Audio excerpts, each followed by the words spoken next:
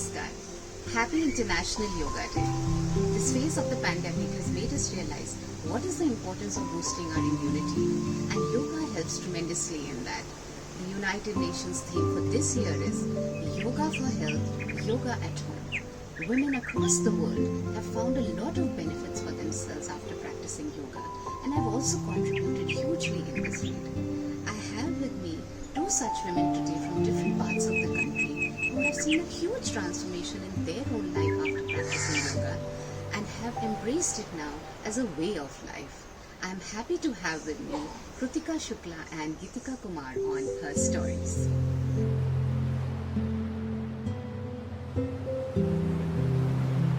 I'm Kritika Shukla, freelancer in yoga for past 15 to 17 years and academically double postgraduate in human resource and sociology. But life made some changes in myself and I became absolutely associated with yoga. So now yoga is my life, my energy. I am a single mom, lost my spouse in 2001 road accident, and since then my life completely got upside down.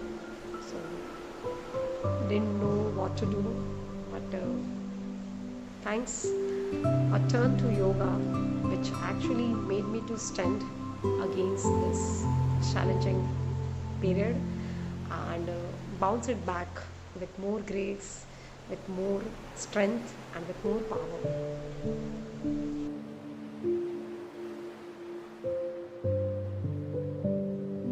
Namaskaram. I'm Geetika. I'm a classical Hatha Yoga teacher and I'm also the founder of Pravaha Yoga. So Pravaha Yoga is a platform that offers yoga to all of you to equip yourself to be in a better mental and physical state, to attain balance and to also experience your full potential. So would you like to know what I was doing before I was Hatha Yoga teacher?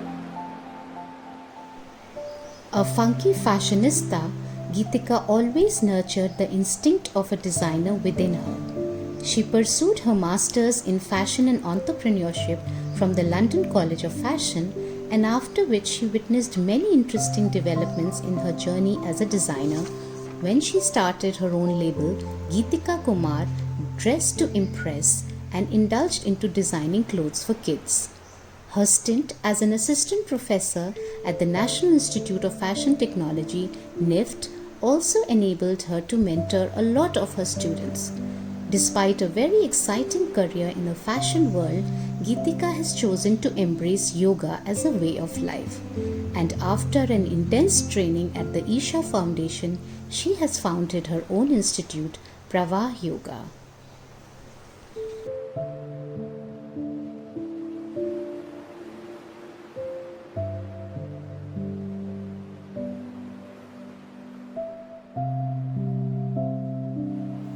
A docile daughter-in-law in a conservative household, Kritika fought many petty battles to make her place in the family, to make her voice count, which was by no means easy.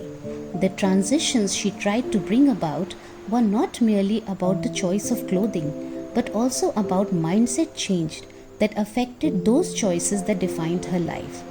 Despite being deserving, Kritika had to let go of some coveted career opportunities in favor of preserving her family norms. But after she lost her husband, Kritika overcame barriers that even she had not imagined. A woman who could not step out of the house once upon a time gradually came to a point where she was unafraid to address people in huge numbers. According to Kritika, yoga has not only been her professional choice, her passion, but a driver of strength within her.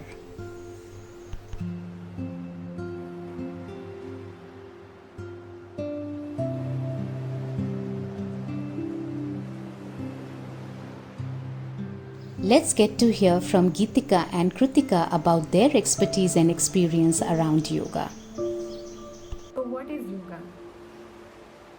All of you must be having a notion about what yoga is. And the most common notion must be about standing on the head. It's the most common question and comment that I receive. You must be able to do a headstand very easily now that you're a yoga instructor. So, yoga is not about standing on your head. So, the other notion that is there about yoga is also flexibility, that you must be really flexible. So, yoga is not about these things. Yoga is a way of life. So, you know Patanjali, the father of modern yoga, who also wrote Yoga Sutras. So, he says yoga is Chitta Vritti Nirodha, which means cessation of the mind. So, you know, when all the activity of the mind ceases and you're still alert, then you're in yoga. That is what yoga means. When you're beyond the physical and the mental state, then you're in yoga. That is what yoga means. And I've learned Hatha Yoga. So, Hatha means, Ha means sun and Ta means moon. So, it is the sun and moon yoga. So, it's not the sun and moon there that we're talking about. It's not that.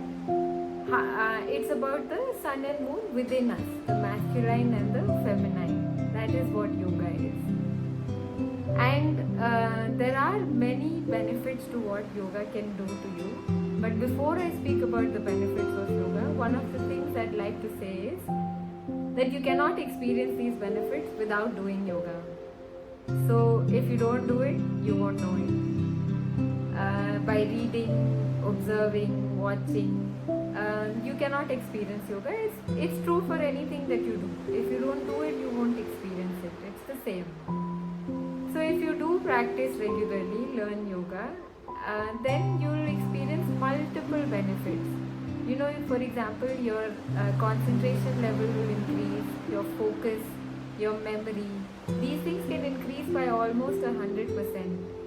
And also your sleep quota, one of the most common things that goes down is your sleep quota. There will be a marked difference in the duration of sleeping hours once you practice Hatha Yoga regularly.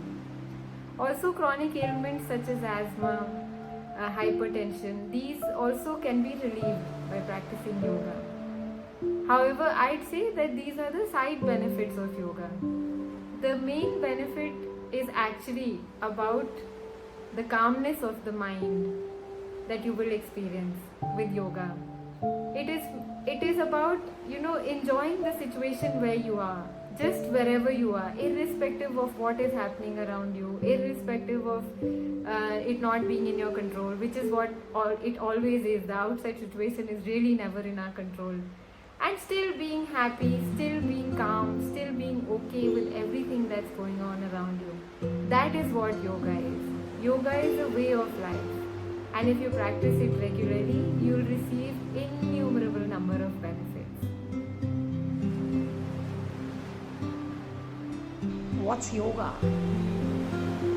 So, when we hear this word first time, it just comes in our mind about exercise, mental peace and all, right? It is true, but yoga is not only this thing, not restricted to just asanas, postures or breathing. Yoga actually it's eightfold path, 8 limbas, okay? And it's a way that systematically teach you from do's and don'ts of the society, so all the discipline till the samadhi. So we need not to go there, but till the point where you really start understanding yourself. So there are many forms of yoga like Vinyasa, Iyengar, Ashtanga, Hatha Yoga and many more. So Vinyasa and Power Yoga are my favorite form. So you start with any exercise, any yogasana, any form, but just do not try to gather all the material or don't do intensive research before start doing yoga. You start with simple postures, preferably under the trainer's guidance, so that he can help you to connect yourself with your breath, because that is all yoga about, to connect you with your breath. Okay, you start realizing yourself. So the final aim is self-actualization, realization. So, and please don't ever try to do difficult postures by getting over motivated on your own. And Let us hear what has yoga taught them. Yoga has taught me how to feel beautiful within, irrespective of what the situation is outside. It's a beautiful day outside today, but that doesn't determine how I feel. I always feel beautiful inside. That is what yoga has done to me. It gives me that opportunity to make the best of every situation, irrespective of what it may be. Even during the lockdown now, I'm using this opportunity. I'm using this opportunity to look within me, to spend more time with myself, also to be able to take more online classes and pass the same to many more people. So it lets me decide that it's a beautiful day every day, irrespective of how beautiful or how not beautiful the day outside is. It lets me be the better batsman who has that one extra second to hit the ball. so, how yoga changed my life? Actually speaking, as a part and parcel of different changes we come across in life, we have to change accordingly, right? For a harmonious living. But yoga seriously changed in my personality, in my nature of thinking, like not to take stress for some small matters or minute matters or the things which are really beyond our control, right? And I started accepting the things, failures. I started accepting what am I, okay, and what is my limits, my strength. So I started accepting myself as individual, whatever I may be, and I always then strive for something better and better if I can learn something. So that is because of yoga. Now how? Because in Savasana also you start accepting your nature, the noises in the background, the distractions while doing asanas. You start focusing on your breath, and suddenly you realize that your main aim is asana, the stable breath, which is called Santha Swasana, right? That can say. So that things really help you to implement in practical life. In fact, one very small funny example now I feel. 4 or 5 years back, being a Marwadi Bahu, I used to wear ghungat and I used to take pallu. So I had to go out with my father-in-law to help him with his reservations.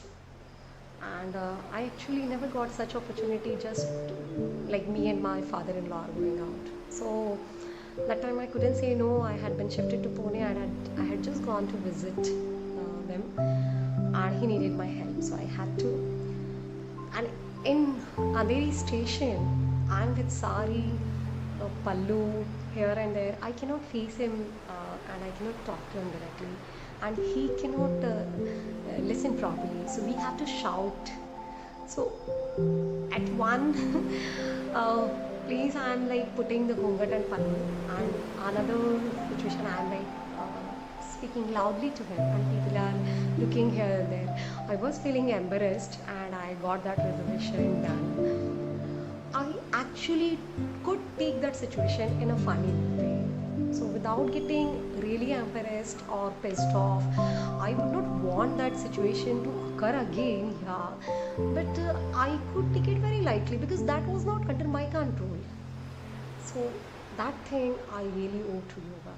That is just because of yoga. So if you really want to understand yoga, start practicing yoga, and soon you will realize its amazing infinite benefits.